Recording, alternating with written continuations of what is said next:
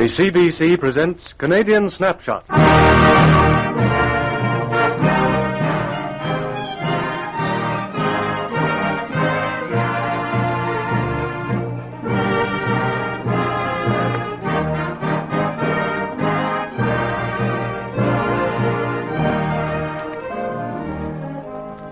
Canada, its people, its romance, its good humor, and its colorful attractions caught by the lens of the radio camera as it sweeps once more across a nation's vast panorama.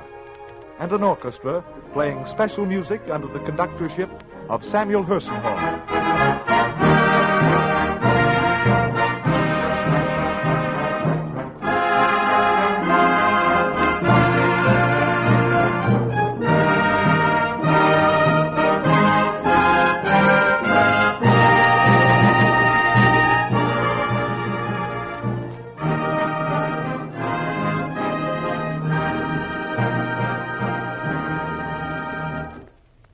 Canada, a vacation Treasureland.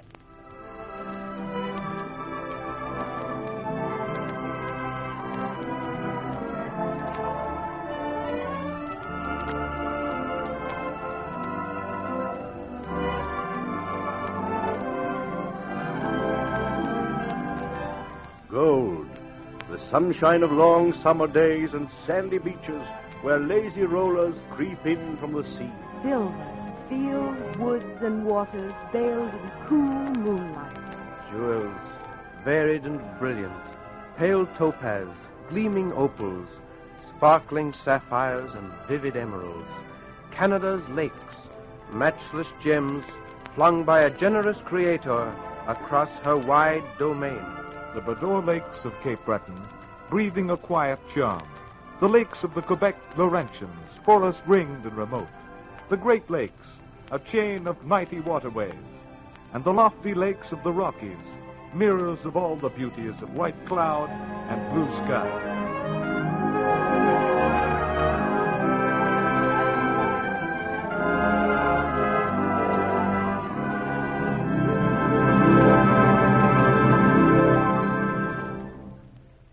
Strung on this nationwide necklace of gems are the smaller lakes of Ontario.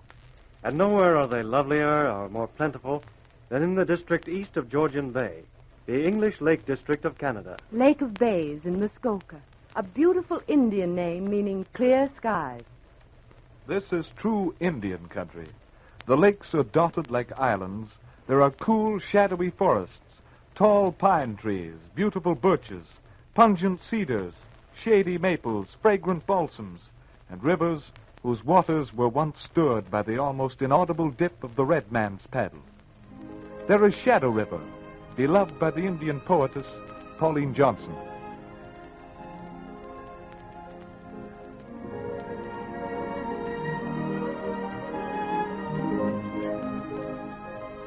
A stream of tender gladness, of filmy sun and opal-tinted skies, of warm midsummer air that lightly lies in mystic rings, where softly swings the music of 1,000 wings that almost turns to sadness.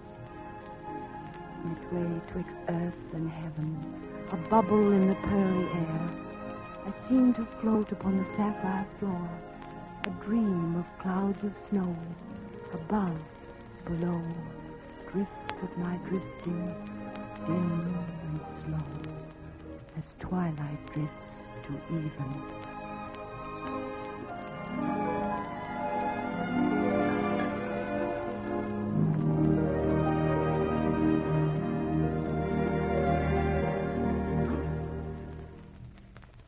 The lakes are divided into two sections, the Muskoka Lakes proper, and to their east, the Lake of Bays region, Lake of Bays, Peninsula Lake, Fairy Lake, Mary Lake, and Lake Vernon, superb bodies of fresh water, whose gateway is the town of Huntsville.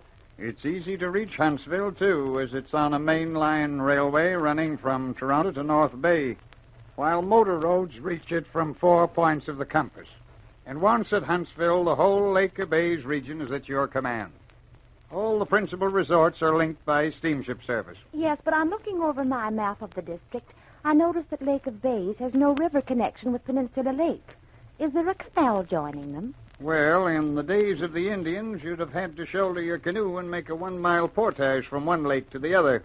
But not now. Instead, you travel by railway over the shortest complete railway system in the world. 1 single mile long. We call it the Portage Railway. But once you get a glimpse of the Lake of Bays, you won't ever want to leave. You will be so captivated by it. For sheer beauty of landscape, I'd advise the view from the observation tower of Big One Island, with the famous inn just below you and the lake stretching away into the distance. Hundreds of visitors make the ascent up this tower by means of its spiral staircase, and they are well rewarded for their climb. I remember a young man here last summer who started the romance of his life by offering to escort a charming young southern lady to the top of this tower.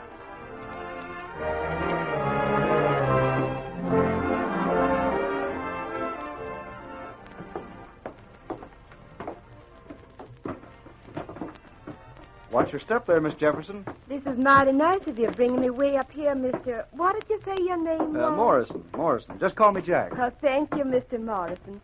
Folks down in Georgia call me Josephine. Phew. I'll just have to stop to catch my breath. Is there no end to this climb? You're sure we do come out somewhere? Oh, yes. I've never climbed anything steeper than a terrace before. Well, you're doing fine. Just a few more steps now, and we'll be there. Here, take my hand. Your arm would be more help, sir.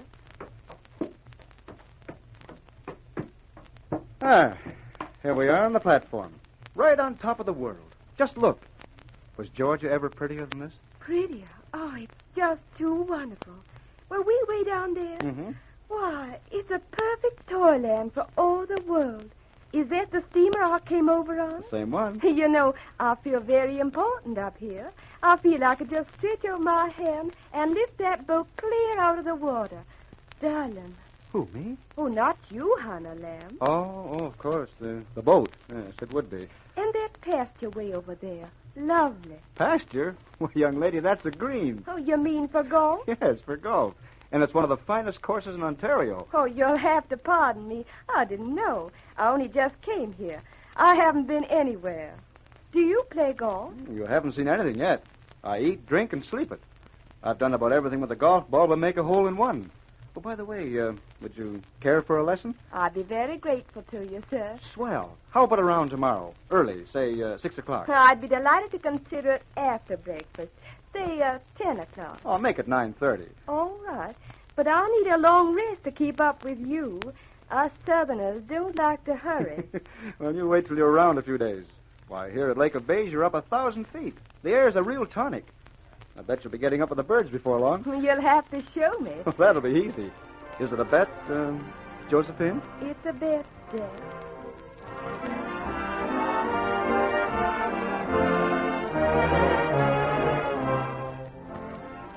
Joel, that was only the beginning of that courtship. I don't think there was a single summer sport that Jack didn't have that girl try, and there are lots of them at the Lake of Bays.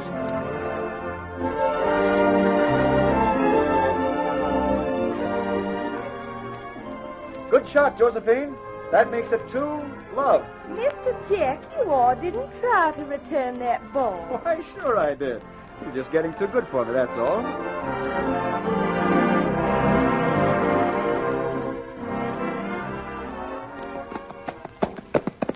Race you to the top of the hill. Oh, just you try. Horse racing's right in my blood.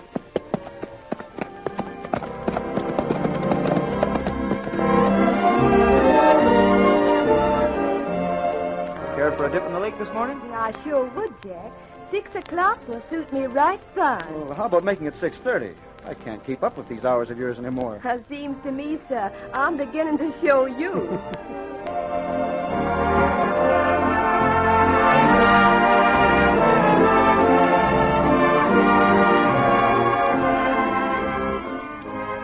I sure loved that last dance, Jack.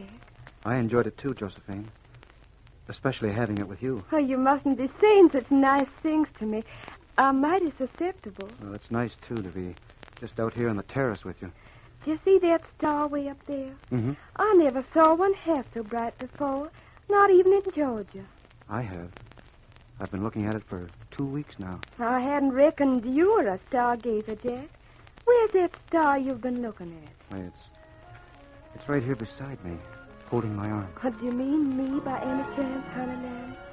I mean you, darling. Beautiful words, darling. Say it again. I love it. Darling.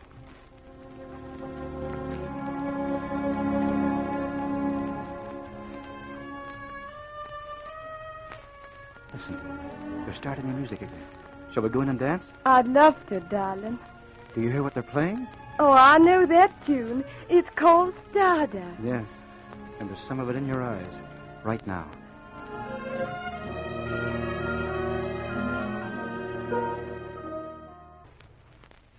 Lake of Bays is a treasure world whose coffers are stored with the rich delights of every outdoor summer sport.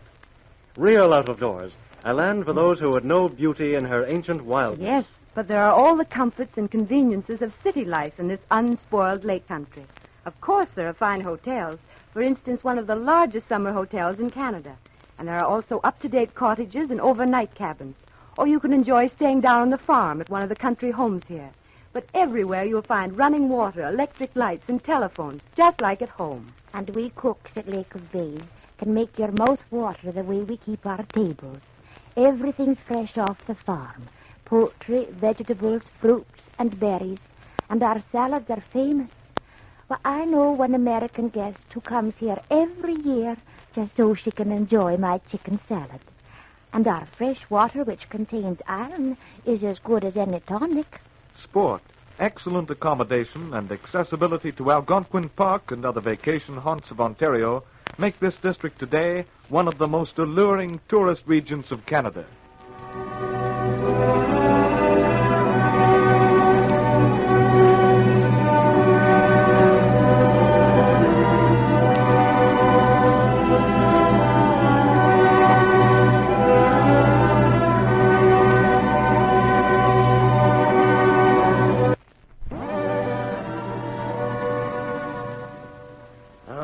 Lake of Bays today, but when I came out here from England in the last century to clear a farm for myself, nobody would have dreamed of spending a vacation here. But it was as beautiful then as it is now. I shall never forget my first steamer trip from Gravenhurst to Bracebridge. The scenery was glorious, and as we wound our way in and out among the islands and up the river, I really felt as if Earth could not exhibit anything more wonderful. There was not a ripple on the water, and the reflections of rock and woodland and sky were perfect. Occasionally a small cottage was to be seen peeping from the dense foliage, but for the most part, on all sides was primeval wilderness. The handiwork of man was hardly to be seen in the way of clearings and buildings. We passed immense booms of logs tied to the shore, guarded by wise-looking cranes which stood gazing soberly into the water, waiting for a swift peck at some passing fish, or stalking in a solemn manner up and down the logs like wary sentinels. Now and again a loon would bob up unexpectedly near the boat, give utterance to its weird cry, and dive out of sight. Or a flock of gulls would rise in a body from some rock, and follow in the wake of the steamer in search of stray fragments of food thrown out from the cook's quarters. The river was as beautiful as the lake, and all along the shores could be seen immense groups of ferns, and the bayous and reaches were filled with lily leaves and shoots of strange water plants. The farms then were miserable affairs, 2 or 3 acres of land with the burnt stumps still standing in them.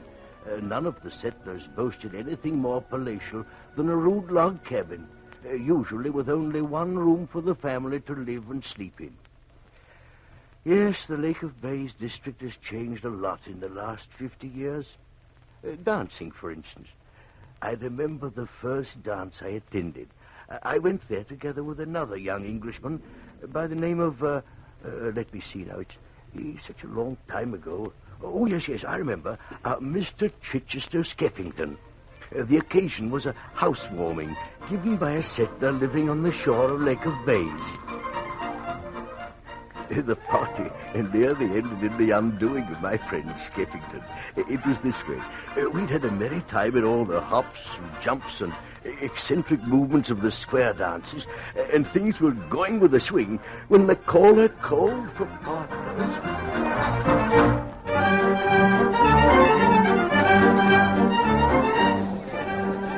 Kisser on the floors next. Now come along, girls. Pick your partners. Great Scott, Hawkins. Did you hear that? Kiss her on the floor. Sounds like a corking idea, Skeffington. There are some pretty girls here. Maybe you'll be lucky enough to have one of them choose you. I say, that's a beauty coming towards me, Hawk. Yes. But look at the other one. She's the ugliest girl in the room. And she's coming after me. Keep your courage up, Skeffington. Will you be my partner, sir? Why, I'd be delighted. Thank you. Oh, Mr. Skeffington's my friend's name. Oh, Mr. Skeffington, I'm going to take you for my partner. You're going to take me? But really, I say, I must apologize. You see, it's all quite impossible. The truth is, a log fell on me yesterday. Yes, when we were piling up the logs, a spike slipped and I hurt my shoulder.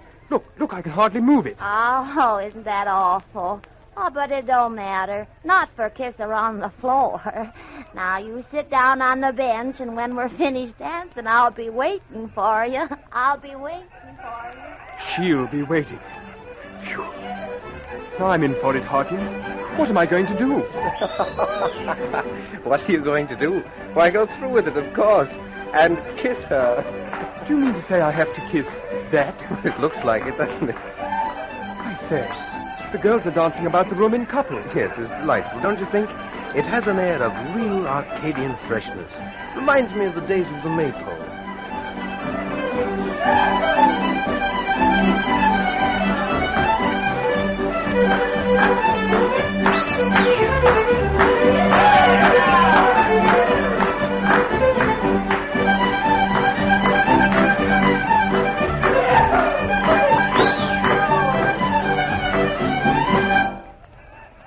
Now look at what they're doing.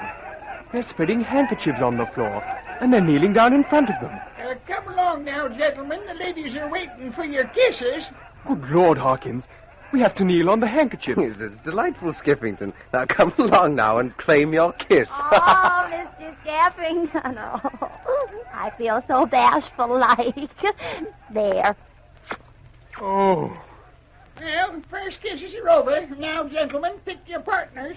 Oh, Mr. Skeffington, I'd like you to be my partner again. But, miss, I'm undergoing a dreadful ordeal. It's most excruciating. Oh, Mr. Skeffington, you use such fine words. Oh, please be my partner again, just this one. Oh, really? I must be leaving for home now. Oh, Mr. Skeffington, I believe you don't want me for a partner. Miss, you've hit the nail right on the head. I do not. Well, I'll tell George on you. George, did you hear what this man said to me? No, I did. What did he say? He said he don't want to be my partner. Oh, he don't, eh? Say, young fella, where was you brung up anyhow? This gal's my sister, and if you don't dance with her for a spell, I'll knock some daylight into you, see? Oh, yes, I see. Oh, well, miss, come along then.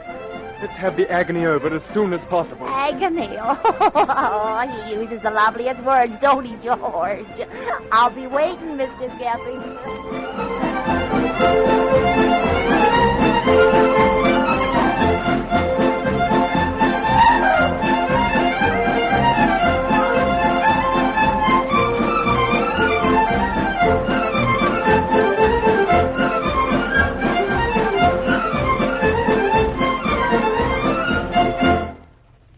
Bays, the harbors and inlets of Canada's ocean coasts and those of her thousands of lakes make ideal summering places.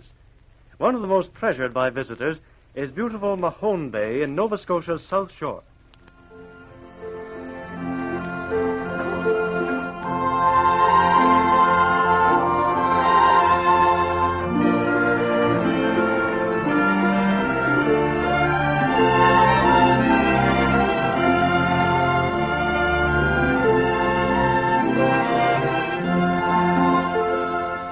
Mahone Bay has been called the vestibule of heaven.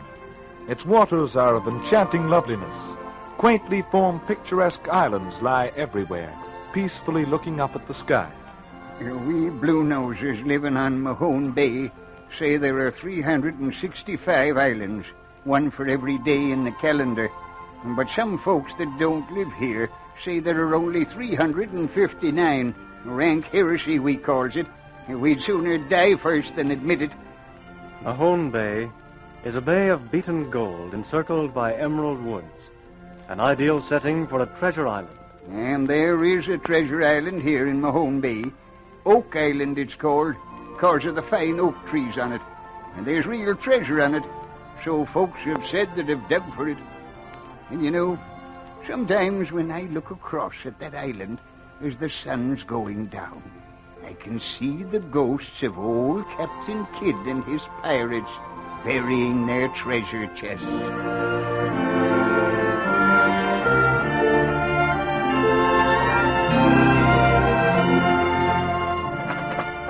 Step to it, my lads. Fetch along that block and tackle. Cast it over this stout branch of the oak tree. Lively there. Hold tightly while we lower these chests into the pit. Ha! 2 million pounds worth of gold. Doubloons, ditties, and my dories. A king's fortune, eh? Aye, Captain. A fortune we've robbed and murdered innocent souls for.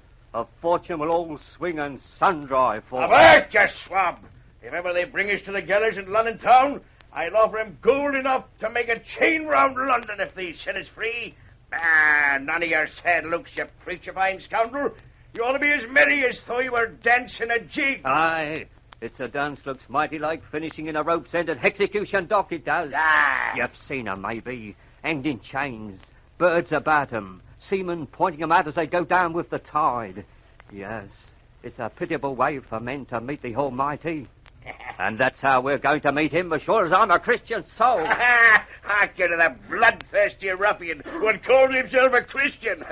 Maybe he'd sooner be in England or saying his prayers of a Sunday morning than burying a treasure we'll someday come back and claim so as we can live like kings of the earth. Captain, but we'll not be a-claiming this treasure. What? Last night, there were strange lights moving about under this oak tree. There's evil in store for us, Captain, make no mistake. Them lights are a warning to us. Lights! A warning! Captain Kidd can beat any craft that sails the 7 seas. Come the devil himself. He'll never take me to the gallows. Lower, my lads. Lower away there. Lower.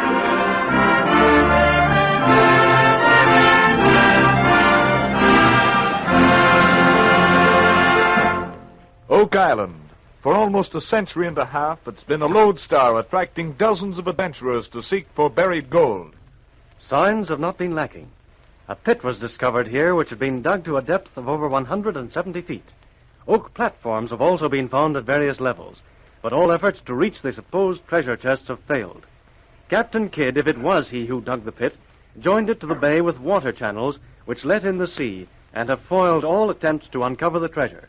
You may scoff at the idea of there being treasure here, but old-timers like myself living on Mahone Bay believe in it as surely as we believe in the number of our islands. You know, I saw a drill come up once from a pit with particles of gold clinging to it, and another thing sticking to it was a tiny piece of sheepskin parchment with 2 letters written on it with a quill pen and Indian ink. Sometimes mighty valuable stuff must have been buried there. Buried treasure or not, Oak Island remains a tantalizing memorial of piracy on the Spanish Main. With the shore curved like an old cutlass, making a sheltered cove for landings, it well might serve as an ideal illustration for Treasure Island. But Mahone Bay contains other treasures than those of legendary gold hidden by buccaneers. There are its delicious scallops, world-renowned. There are outdoor sports, bathing and deep-sea fishing, while the capacious harbor of Chester is one of the finest yachting waters in North America. With its superb blending of land and water, Mahone Bay is justly famous as one of Canada's favorite summer resorts, one of the brightest jewels of Canada's vacation treasureland.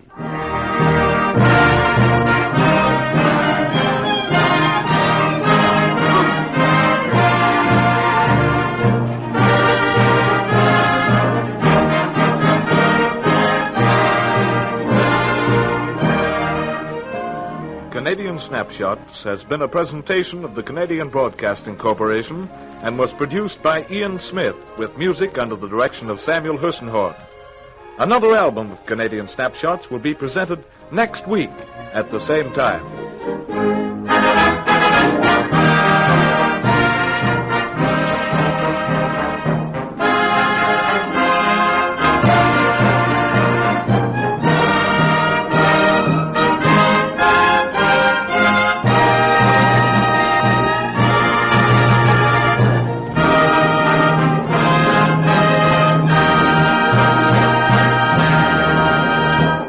Ici Radio-Canada. This is the Canadian Broadcasting Corporation.